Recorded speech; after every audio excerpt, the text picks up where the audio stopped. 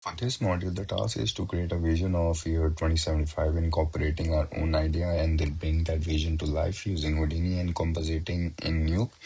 My chosen theme explore a world with little to no human presence where humanity's selfishness has led to its own decline and robots and AI have taken over to represent this. I designed a murder scene set in 2075. During the early stages, I gathered references to establish the look and mood of the project. Influences included The Last of Us, which captures the vast emptiness and abandoned environments, as well as the game Hell Is Us, whose creature design emotions inspired the look of the dead body assets. I also researched environmental details such as pipes, drones, and other futuristic elements. Using these references, I created a Photoshop concept scene to map out the composition and asset placement. Next, I went on to the location to film using a Sony PXW camera. After importing the footage into Nuke, I tracked the scene with tools such as Camera Tracker Node, GeoCamera Tracker Node, and the Camera Tracker Point Cloud. The tracking error was 0.81, which was accurate enough to export the track data into Houdini. Inside Houdini, I began building my assets. For example, I created wires using line node for direction combined with the cable node to generate the geometry. Initially, I experimented with Vellum simulations to add motion, but since I wanted the wires to remain static within the scene, I refined the setup using only the cable nodes. The process began with the curve node that defined the direction and overall shape of the assets. The transform node was used to adjust the positioning of the curve before additional modeling steps. Using poly bevel and resample, the curve was refined to have smoother geometry and even distributed points, which made it suitable for further procedural operation. To generate geometry along the curves, a sweep node was applied, formed by remesh to improve the mesh density and provide a cleaner topology, and a combination of polyframe, curve, and group range allowed control over which section of the geometry would remain while deleting nodes remove unnecessary paths. This workflow created a flexible setup for shaping pipes and wires. Several circle nodes were introduced and processed through multiply poly extrude nodes to form cylindrical elements. These were later distributed into the scene using copy to points, which place the extruded geometry along the curve-defined positions. By merging these output together, complex bundle of pipes generated procedurally. For the shadow meant, I also put a grid node to enhance the realism using attribute warp, which applied procedural noise to deform the surface. This gave the pipes an irregular, slightly damaged appearance, fitting the abandoned futuristic environment. For the dead body asset, I drew inspiration from the game reference mentioned earlier. The model was sculpted entirely in ZBrush and then taken into Maya for raking. However, I encountered issues with weight painting where the painted areas were not saving correctly. To resolve this, I used Mixamo to animate the model and place it into the desired pose. Afterwards, I imported the body into Houdini as an FBX file where I adjusted its scales and positioned it approximately within the scene. To achieve the desired appearance, applied texturing through an attribute warp using a combination of turb noise and ramp node. I was able to create the effect of the body being covered in blood, giving it more disturbing and realistic look.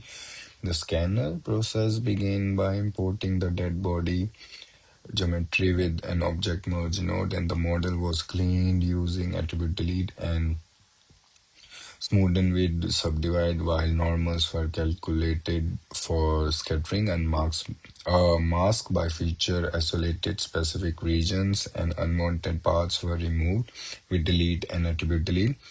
Points were distributed across the surface using a scatter node, serving as an anchor for enhancing A variation was added with attribute randomized for scale and alpha, while attribute triangles and transform nodes refine placement. For instant geometry, a circle was prepared and scattered onto the point with the copy to point.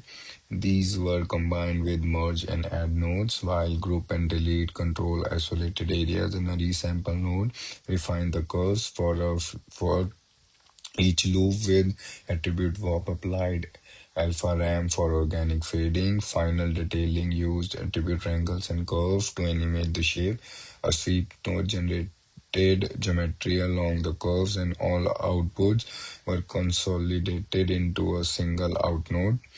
Then I created leaves using Maya. In that, I used a plane to shape all the leaves and how I wanted them, and then put more edges loop to make it realistic, then exported as FBX. Then to scatter leaves onto the ground, a grid was created as an base. Remeshed for better resolution, processed with a point warp and scatter line to generate points, and attribute triangle and color node refined the scattered points. The leaf model was imported via file node, adjusted with transform, and prepared for enhancing using attribute prompt and attribute from pieces. And the geometry was then copied onto the scattered points with copy to points, while attribute randomized control, scale, and orientation to add variation. Finally, the leaves in the ground were combined with a merge node, producing a natural randomized leaf distribution for the scene. For the drone asset, I downloaded a model from TurboSquid and exported it as an FBX file. The animation was created in Houdini using a transform node, after which the model was brought onto the stage. Into the stage, a color node was applied to assign its look, but the use of attribute noise caused the texture to shift during rendering. To correct this, I added a normal node and used a time shift node connected to point deform to stabilize the surface shading, which prevent the noise from moving and ensure the texture remain consistent. First, I created the stand in Maya using basic box and slender primitive, adding edge loops as needed to refine the shape. The model was then exported as FBX and imported into Houdini for a hologram effect. I set up a grid node to serve as a base surface and applied a UV project to generate UV coordinates. For texturing, a UV quick shade was used to preview the texture alignment, and adjustment were made with the UV transform to fine-tune the scale and placement. Finally, a transform node position and scale the grid within the scene. The sci-fi crates were first modeled externally using Maya and then imported into Houdini as an FBX. After bringing them in, a transform node was used to scale and position the asset, and a null was set up as the output for easy referencing. To add surface variation, the geometry was processed through object merge and grouped into sections, which were then remeshed for better resolution. Attribute warps were used to apply procedural noise with a turn noise and ramp setup, introducing subtle distortion and warm look. Colors were layered across the geometry to emphasize these detail before merging everything back together, and this workflow provided a clean base asset with procedural noise and color variation, making the crates feel more integrated and visually interesting within the scene. For Shadowmat, I took everything into Solaris to bring together all the elements into a unified scene. For each assets, including leaves, ground, pipes, stand, and the body, was brought in using SOP crate node. These assets were then connected into individual render geometry settings to control visibility and render properties, and the scene was organized through a central merge node where all assets were combined before moving towards material and lighting setups. A material library was added and assigned to the geometry, ensuring surfaces were correctly shaded. Scene imported cameras, lights were connected, allowing the layout to be rendered with accurate depth and shadows. To refine compositing later, a shadow mat node was also set up, giving control over shadow pass in the render. Once the scene was ready, I rendered everything using a fetch node. The rendered EXR sequence were then brought into Nuke for compositing to build the shadows. I used a keyer along with the multiply and blur nodes and then graded them to ensure they blended naturally into the scene. For the hologram, I refined its look with a series of nodes: unpremult, grade, hue correct, color correct, premult, and multiply with node, which helped balance the colors, enhance the glow, and make the effect appear more realistic within the environment. After compositing, I finalized the look of the scene in Nuke using the nodes like grade and color correct and grain. And color grading and color correction helped balance overall tone, while the grain was added to give the render a more realistic cinematic finish. Once the visual adjustments were complete, I brought everything into Premiere Pro, where I added music, background noise, and final edits to enhance the atmosphere of the scene.